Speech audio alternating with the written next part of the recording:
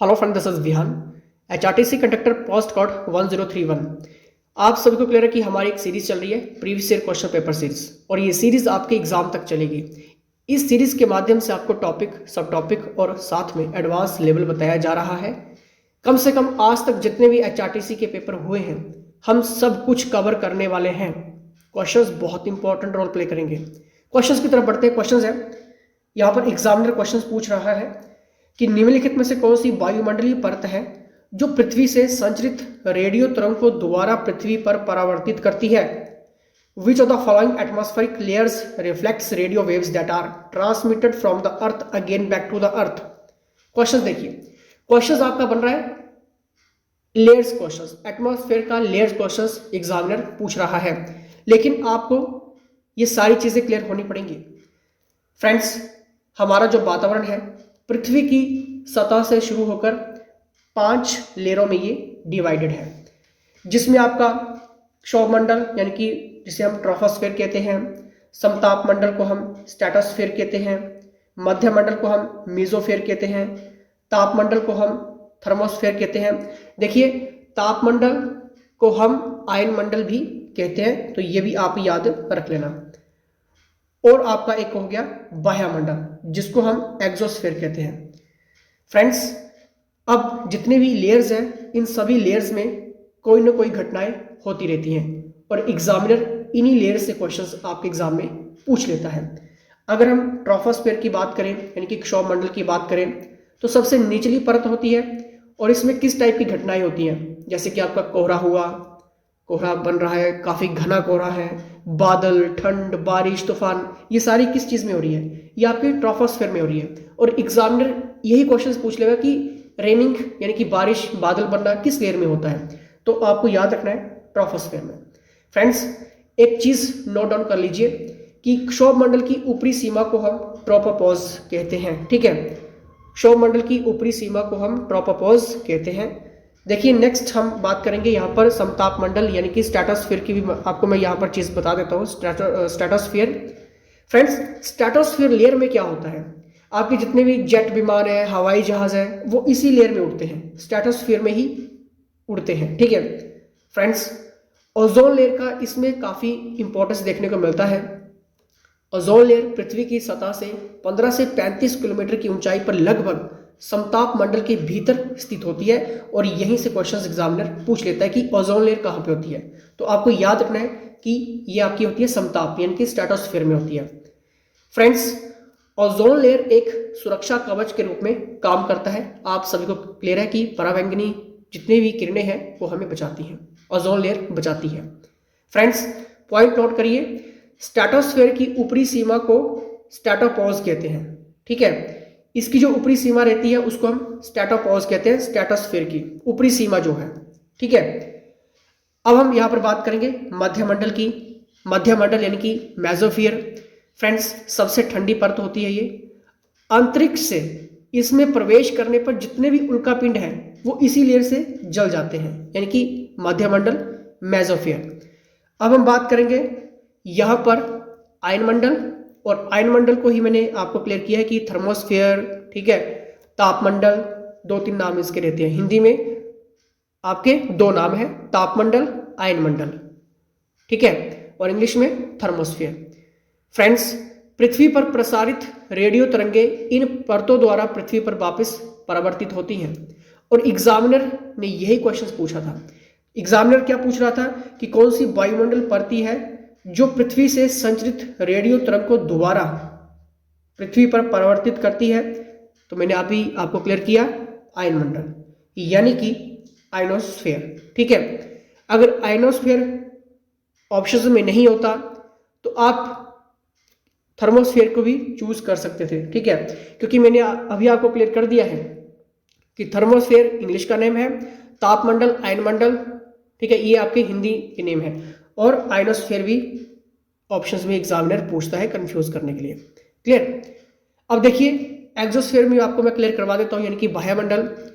जितने भी हीलियम और हाइड्रोजन जैसी हल्की गैसेज होती हैं, ठीक है, जो अंतरिक्ष में तैरती हैं, वो आपकी एक्सोस्फीयर में तैरती है, यानी कि बाह्यमंडल। क्लियर? तो ऑप्शन नंबर 20 का सही आंसर होगा। फ्रेंड्स, आई होप ये पूरा का पूरा कंसेप्ट आपको क्लियर हो चुका होगा। आपके लेयर्स का क्वेश्चन। लेकिन अभी आपको टाइम है, HRTC कंडक्टर पोस्ट कोड 1031 के लिए क्रैश कोर्सेज अवेलेबल है, video course class, recording class आप अपने मोबाइल में कहीं भी जितनी बार अपने टाइम के अकॉर्डिंग देख सकते हैं, जो कि सबसे बेस्ट तरीका होता है एग्जाम को क्रैक करने का। और इतना ही नहीं, इसमें आपको कंडक्टर के special notes, conductor MCQs, conductor GK, conductor HPSSC based MCQs, conductor previous paper, conductor analysis MCQs, conductor complete subjects के साथ देखिए कंडक्टर रिपीटेड और स्पेशल एक्सपेक्टेड एडिशंस भी आपको मिलता है। मतलब ये आपको पढ़ना है, एक एक बार पढ़ना है, और आप अपना एग्जाम 100% गारंटी के साथ रिटर्न में दे रहा हूँ, एग्जाम आराम से आपका क्लियर हो जाएगा। कि ये सब कुछ करने के बाद आपका एग्जाम क्लियर हो जाएगा? नहीं, क्योंकि अभी भी आपकी ये सारी चीजें अधूरी हैं, जिसमें आपके कंडक्टर के मॉक टेस्ट है। एक और चीज, डेली टेस्ट आपके कंडक्टर के शुरू हो चुके हैं। अगर अभी तक आपके ये टेस्ट सारे के सारे छूट रहे हैं तो माय डियर यहाँ पर व्हाट्सएप कर लेना और जल्द से जल्द इन टेस्ट को ले लेना, क्योंकि टाइम कम है, यूट्यूब पे सारी चीज हम अपडेट नहीं कर सकते, इसलिए यहाँ पर व्हाट्सएप कर लेना टाइम से पहले, ठीक है। चलिए नेक्स्ट हम यहाँ पर बात करेंगे। नेक्स्ट क्वेश्चन है, महासागरों का कितना क्षेत्रफल महाद्वीपीय शेल्फ से घिरा हुआ है? देखिए यहाँ पर बात हो रही है how much area of the oceans is covered by the continental shelves. देखिए सिंपल सी मैं आपको यहाँ पर बात करूंगा कि महाद्वीपीय शेल्फ महासागरों द्वारा कवर किए गए पूरे क्षेत्र का कम से कम 8% बनाते हैं, लेकिन हमें एग्जैक्ट फिगर याद रखनी है, तो ये 7.5%, यानी कि option number A is the right answer. Clear? चलिए नेक्स्ट हम यहाँ पर बात करेंगे। नेक्स्ट क्वेश्चन है, ठोस अपशिष्ट का निपटान किसके द्वारा किए जाना चाहिए? यानी कि जो सॉलिड वेस्ट है, डिस्पोजल है, शुड बी बाय डन, किसके द्वारा किए जाना चाहिए? क्या ये स्वास्थ्य कर भराई के यानी कि सैनिटरी लैंडफिल के द्वारा किए जाना चाहिए, भस्मीकरण से किए जाना चाहिए, कूड़ा खाद के रूप में किए जाना चाहिए, या फिर ये सभी? देखिए जब भी हम सॉलिड वेस्ट की बात करते हैं तो सिंपल सी ये सारी चीजें हम कर सकते हैं, यानी कि option number D is the right answer. चलिए नेक्स्ट देखेंगे यहाँ पर एस्किमो समाज। फ्रेंड्स एस्किमो सोसाइटी की यहाँ पर एग्जामिनर बात कर रहा है। आखिर ये क्वेश्चंस क्यों पूछा गया? क्योंकि उस टाइम ये क्वेश्चंस जो था वो टॉप 10 मैगजीन्स में आ रहा था, आपके न्यूज़पेपर में आ रहा था, और बाकी सभी एग्जामिनर इस क्वेश्चंस को पूछ रहे थे, इसलिए एग्जामिनर ने ये क्वेश्चंस भी पुट किया आपके एग्जाम में। फ्रेंड्स एस्किमो की बात करते हैं कि साइबेरिया के टुंड्रा प्रदेश की जनजाति है, सिर्फ इतना याद रखो, बाकी आपको डिस्क्रिप्टिव में नहीं जाना है। लेकिन मैं थोड़ा सा आपको बता देता हूँ, जो पूरी तरह से ये जो जनजाति है जानवरों के ऊपर निर्भर रहती है, यानी कि ये मांस पर ज्यादा निर्भर रहती है, ठीक है। तो बस इतना सा याद रखो, यानी कि ये पैतृक समाज, ठीक है, एस्किमो समाज एक क्या है? पैतृक समाज है, ठीक है। और ये क्वेश्चन पूछा गया है आपके एग्जाम में। नेक्स्ट इसका नेक्स्ट क्वेश्चन की तरफ बढ़ेंगे। नेक्स्ट क्वेश्चन है ट्रांस कॉन्टिनेंटल स्टुअर्ट हाईवे इनमें से किस देश का महत्वपूर्ण सड़क संपर्क यानी कि रोड लिंक है? देखिए अगर मैं यहां से आपसे पूछ लूं कि दुनिया का सबसे लंबा राष्ट्रीय राजमार्ग मुझे बता दो, तो आपके माइंड में बहुत सारे ऑप्शंस आ जाएंगे कि कौन सा होगा, क्या होगा। फ्रेंड्स इसका जो सही आंसर है ऑस्ट्रेलिया, लेकिन एग्जामिनर आजकल डीप में जा रहा है, तो आपको याद रखना है डार्विन और मेलबर्न, ठीक है। फ्रेंड्स ट्रांस महाद्वीपीय स्टुअर्ट हाईवे डार्विन और मेलबर्न को टेनेंट क्रीक से और ऑस्ट्रेलिया में एलाइस स्प्रिंग से जोड़ता है। आपको इतना डीप नहीं जाना, तो सिर्फ इतना याद रखो ऑस्ट्रेलिया, और इसका कितना किलोमीटर है? 14,500 किलोमीटर का ये लंबा राष्ट्रीय राजमार्ग है, यानी कि NH है, ठीक है। और भी बहुत सारे क्वेश्चंस धीरे धीरे इंक्लूड किए जाएंगे, सब कुछ वेरीफाई किया जा रहा है, तो इसका सही आंसर होगा ऑप्शन नंबर ए, यानी कि ऑस्ट्रेलिया। फ्रेंड्स कंडक्टर में कहीं पे भी प्रॉब्लम आ रही है, कुछ चीजें पता नहीं लग रही हैं, तो सिंपली आप व्हाट्सएप कर लेना टाइम से पहले, क्योंकि हमीरपुर बोर्ड की आपको क्लियर है कि फंक्शनिंग रुकी हुई है, कभी भी ओपन हो सकती है और आपके पास ज्यादा टाइम नहीं होगा फिर, ठीक है।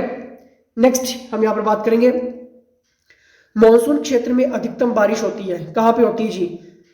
The monsoon regions are maximum rains occur in, क्या ये बसंत ऋतु में, शरद ऋतु में, शीतकाल में, ग्रीष्म काल में, कहाँ पे होती है? फ्रेंड्स सबसे ज्यादा बारिश साउथ वेस्ट मॉनसून, फ्रेंड्स सबसे ज्यादा बारिश साउथ वेस्ट मॉनसून हवाओं से अधिक वर्षा होती है। यहां पर एग्जामिनर सिंपल सी बात आपसे पूछ रहा था कि मॉनसून क्षेत्र में अधिकतम बारिश होती है, कहां से होती है बताइए? फ्रेंड्स इसका सही आंसर होगा ऑप्शन नंबर डी यानी कि ग्रीष्म काल में। और रीजन क्या है? साउथ वेस्ट मानसून हवाओं से, ये इसका एक मेन रीजन है, बाकी आपको ज्यादा डीप में नहीं जाना है। क्लियर? नेक्स्ट देखेंगे यहाँ पर प्रेरी प्रकार के क्षेत्र में इनमें से मुख्य फसल है। देखिए प्रेरी जो टाइप है, ठीक है, इनमें से किस प्रकार की मुख्य फसल है? गेहूं की, राई की, तंबाकू की या फिर अल्फाल्फा? जल्दी से बताइए फ्रेंड्स। इसका सही आंसर होगा ऑप्शन नंबर ए, प्रेरी, यानी कि जो आपकी प्रेरी है, ठीक है, गेहूं के क्षेत्र में ये से जुड़ा हुआ है, यानी कि प्रेरी जो है वो गेहूं के प्रकार की मुख्य फसल है। प्रेरी जो आपकी वो गेहूं की मुख्य फसल है, बस इतना याद रखो, ठीक है।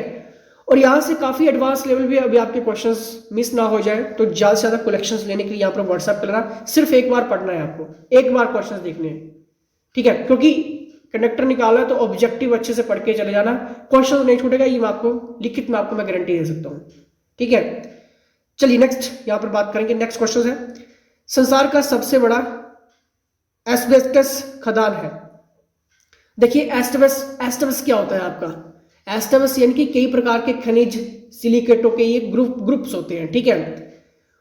तो ये कहाँ पे है? क्योंकि संसार का पूछ रहा है तो इसका सही आंसर होगा कनाडा में।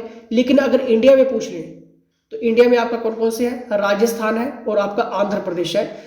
सबसे ज्यादा एस्बेस्टस खदानें हैं, यानी कि माइंस हैं। और मैंने अभी आपको क्लियर कर दिया कि एक खनिज होते हैं, ठीक है, खनिज सिलिकेटों के एक ग्रुप्स होते हैं ये, ठीक है। अगर इंडिया की बात करेंगे तो राजस्थान आपको याद रखना है और आपको आंध्र प्रदेश याद रखना है। वर्ल्ड की बात करेंगे तो कनाडा में सबसे ज्यादा एस्बेस्टस माइंस हैं। नेक्स्ट यहाँ पे बात करेंगे प्रायद्वीपीय भारत की सबसे ऊंची चोटी है। देखिए पेनिनसुलर इंडिया इज इंपॉर्टेंट, प्रायद्वीपीय की बात यहाँ पर हो रही है फ्रेंड्स। अन्नामुडी भारत के केरल राज्य में स्थित एक पर्वत है, आप सभी को क्लियर होगा। अन्नामुडी पश्चिमी घाट दक्षिण भारत में एक सबसे ऊंची चोटी है और प्रायद्वीपीय भारत की सबसे ऊंची चोटी यानी कि Anamudi. Option number D is the right answer. Next यहां पर डिस्कस करेंगे, नेक्स्ट क्वेश्चन है ब्रह्मपुत्र नदी निकलती है, कहां से निकलती है? सभी को क्लियर होना चाहिए, ये क्वेश्चंस किसी का भी गलत नहीं होना चाहिए। कहां से निकलती है जी? तिब्बत से निकलती है। नेक्स्ट यहां पर देखेंगे पश्चिमी घाट में किस प्रकार वर्षा होती है, यानी कि western Ghat receives which type of rainfall? बताइए जल्दी से देखिए इसका सही आंसर क्या होगा फ्रेंड्स। इसका सही आंसर होगा पर्वतीय। फ्रेंड्स जब भी हम पश्चिमी घाट की बात करते हैं तो किस प्रकार की वर्षा होती है? पर्वतीय टाइप की, ठीक है। अब यहां पर आपको कितना रीड करना है, एग्जामिनर आपसे और क्या पूछ सकता है? इसके भी काफी सिर्फ 13 क्वेश्चन ऐसे हैं जो एडवांस लेवल पे है। उन 13 में से अगर आपने कम से कम सारे पढ़ लिए, क्योंकि 13 क्वेश्चन पढ़ने में कितना टाइम लगेगा, ठीक है, तो कहीं ना कहीं, लेकिन इतना ही नहीं, जब आप कंडक्टर का पूरा एडिशंस लेते हो तो क्वेश्चंस आपका नहीं छोड़ता है बस फिर, ठीक है, क्योंकि हमने वो सारी चीजें इंक्लूड कर दी होती हैं। इसलिए एनालाइज टीम सिर्फ HPG हब के पास है, एक्सपर्ट सिर्फ पैनल जो है HPG हब के पास है। तो इन सब का एक्सपीरियंस लेने के लिए आप व्हाट्सएप कर लेना टाइम से पहले, ठीक है। नेक्स्ट यहां पर बात करेंगे शिलांग पठार में किस प्रकार की मिट्टी पाई जाती है? Very important questions. लैटराइट, काली, जलोढ़ या फिर लाल मिट्टी। और इन सभी मिट्टियों के टाइप्स आपको क्लियर होने चाहिए। इनमें कौन कौन सी मिट्टी में कौन कौन सी खेती होती है, किस कारण इनका रंग होता है, ठीक है। और यहाँ से जितनी भी मिट्टी है, ठीक है, उस फसल के लिए, पैदावार के लिए कितनी महत्वपूर्ण है, ठीक है, ये सारी चीजें पता होनी चाहिए आपको। फ्रेंड्स इसका सही आंसर क्या होगा जल्दी से बताइए। शिलांग पठार में किस प्रकार की मिट्टी पाई जाती है? तो ये इसका सही आंसर है रेड सॉइल, यानी कि लाल मिट्टी पाई जाती है आपके शिलांग पठार में। नेक्स्ट यहां पर बात करेंगे दक्षिण भारत के उपोष्ण और शीतोष्ण आर्द्र पर्वतीय वन सामान्यतः कहलाते हैं। इंपॉर्टेंट क्वेश्चन है ये। देखिए सब ट्रॉपिकल की बात हो रही है यहाँ पे, वेरी इंपॉर्टेंट है। क्या ये पैरानास, शोलास, जोलिटोंग्स या फिर फ्लोमस? जल्दी से बताइए, जल्दी से देखिए इसका सही आंसर, जल्दी से। फ्रेंड्स यहाँ पर बात हो रही है दक्षिण भारत के उपोष्ण और शीतोष्ण आर्द्र पर्वतीय वन सामान्यतः कहलाते हैं, क्या कहलाते हैं? आपके शोलास कहलाते हैं। और आपने इस शब्द के बारे में बहुत बार सुना होगा, आपने जब 10वीं के पेपर दिए होंगे, 12वीं के दिए होंगे, ठीक है। तो आपकी ये एनसीईआरटी का सबसे बड़ा मेन टॉपिक था जो बार बार एग्जामिनर पूछ लेता था, और इसी तरह के आजकल एग्जामिनर क्वेश्चन भी पूछते हैं। नेक्स्ट यहाँ पर देखेंगे, कैम्बे की खाड़ी संबंधित है, जल्दी से बताइए इसका सही आंसर क्या होगा। जल्दी से देखिए, कैम्बे की खाड़ी संबंधित है, क्या ये कोयला से है, तेल और प्राकृतिक गैस से है, जल विद्युत से है, या फिर न्यूक्लियर मिनरल से है, यानी कि नाभिकीय खनिज से है। जल्दी से देखिए इसका सही आंसर। फ्रेंड्स, इसका सही आंसर होगा ऑप्शन नंबर बी, यानी कि आपका तेल और प्राकृतिक गैस से। कैम्बे की जो खाड़ी है वो किससे संबंधित है, आपके ऑयल एंड नेचुरल गैसेस से ये संबंधित है। नेक्स्ट देखेंगे यहाँ पर, तूल लकड़ी प्राप्त होती है, अखरोट से होती है, लाल सिडार से होती है, देवदार से होती है, या फिर नीला चीड़ से होती है, यानी कि ब्लू पाइन से होती है। यहाँ पर बात हो रही है तून, ठीक है, आपने नाम सुना होगा, ठीक है। तून जो लकड़ी है वो किससे प्राप्त होती है, जल्दी से देखिए इसका सही आंसर, ये आपके प्राप्त होती है रेड सिडार से, ठीक है। आप सभी ने ये नाम सुना होगा, ठीक है। नेक्स्ट देखिए यहाँ पे नेक्स्ट क्वेश्चन है, इनमें से कौन सी सिंचाई परियोजना महाराष्ट्र के गोदावरी के पास स्थित है। इंपॉर्टेंट क्वेश्चन है। अब देखिए, क्या ये इस टाइप का क्वेश्चन अब आ सकता है, नहीं आ सकता है। क्यों नहीं आ सकता है, क्योंकि अब सिर्फ अपडेटेड आएगा, ठीक है। अभी जो हाईलाइटेड है, जो अभी टॉपिक में है, जो अभी हेडलाइंस में है, ठीक है, उस टाइप का क्वेश्चन अभी आएगा। लेकिन उस टाइम ही क्वेश्चन आया था, इनमें से कौन सी सिंचाई परियोजना महाराष्ट्र के गोदावरी के पास है, बताइए जल्दी से देखिए इसका सही आंसर। फ्रेंड्स, जे कवड़ी परियोजना जो है वो आपके महाराष्ट्र के गोदावरी के पास है, ठीक है, जे कवड़ी परियोजना। नेक्स्ट हम यहाँ पर बात करेंगे, इनमें से कौन सी कपास की उन्नत किस्म नहीं है। इंपॉर्टेंट क्वेश्चन है ये, इनमें से कौन सी कपास की उन्नत किस्म नहीं है, कि ये जरीला, मालजरी, सुयोग या फिर बम्बई, ठीक है। जल्दी से देखिए कौन सी कपास की उन्नत फसल नहीं है, जल्दी से देखिए जल्दी से। फ्रेंड्स, बम्बई जो है, यानी कि बम्बई इसको कहते हैं, ठीक है, तो ये उन्नत किस्म नहीं है, ठीक है, कपास की। जबकि आपकी जरीला हुआ, मालजरी हुआ, ठीक है, सुयोग हुआ, ये तीनों ही आपके कपास की उन्नत किस्म फसलें हैं। अब देखिए ये क्वेश्चंस क्यों पूछा गया, ये क्वेश्चंस आपके उस टाइम डेली आपके साइंस में, ठीक है, जो आपकी साइंस है, ठीक है, उसमें ये काफी हाईलाइट था ये क्वेश्चंस, ठीक है। इसलिए जनरल साइंस को आप हल्के में मत लीजिए, क्योंकि जनरल साइंस के क्वेश्चंस अगर क्लियर करने हैं तो आपको अपडेटेड और टच क्वेश्चंस ही आपको पढ़ने पड़ेंगे, ठीक है। एग्जाम आपका निकल जाएगा, वो सारी कलेक्शंस आपको व्हाट्सएप पे मिल जाएगी। नेक्स्ट हम यहाँ पर बात करेंगे, उत्तर प्रदेश का फिरोजाबाद प्रसिद्ध है, किस लिए प्रसिद्ध है, चूड़ियों के लिए, चूड़ियों और मणकों के लिए, लैंप के लिए, बोतल और कांच शीट के लिए, इनमें से कोई नहीं। जल्दी से बताइए, फिरोजाबाद प्रसिद्ध है उत्तर प्रदेश का, काफी इंपॉर्टेंट क्वेश्चन है और बार बार एग्जामिनर पूछता है। चूड़ियां और मणकों के लिए आपका उत्तर प्रदेश का फिरोजाबाद प्रसिद्ध है। नेक्स्ट हम यहाँ पर बात करेंगे, नेक्स्ट यहाँ पर भारत में सबसे ऊंचाई पर कौन सा एयरपोर्ट स्थित है, भारत में सबसे ऊंचाई पर कौन सा एयरपोर्ट स्थित है, जल्दी से बताइए, जल्दी से देखिए इसका सही आंसर, जल्दी से। फ्रेंड्स, ले एयरपोर्ट जो है वो आपका भारत में सबसे ऊंचाई पर स्थित एयरपोर्ट है, ठीक है। अब सिंपली आपने करना क्या, ये सारा का सारा एडिशंस लेने के लिए, ठीक है, जल्दी से व्हाट्सएप कर लो, रिकॉर्डिंग क्लासेस में आपको मिल रही है, पूरा का पूरा कंसेप्ट सी आपको इसमें हमारी टीम कवर कर देगी। तो यहाँ पर व्हाट्सएप कर लेना, क्योंकि टाइम से पहले फंक्शनिंग हमीरपुर वर्ड की रुकी हुई है, जल्दी ही ओपन हो जाएगी, फिर उसके बाद आपके पास टाइम नहीं होगा, ठीक है। तो इसलिए पढ़ना वो जो आपके एग्जाम के लिए इंपॉर्टेंट है, और इस सीरीज के साथ जुड़े रहिए, क्योंकि ये सीरीज आपके लिए बहुत बहुत हेल्पफुल रोल प्ले करेगी। चलिए इसी के साथ जय हिंद, जय हिमाचल।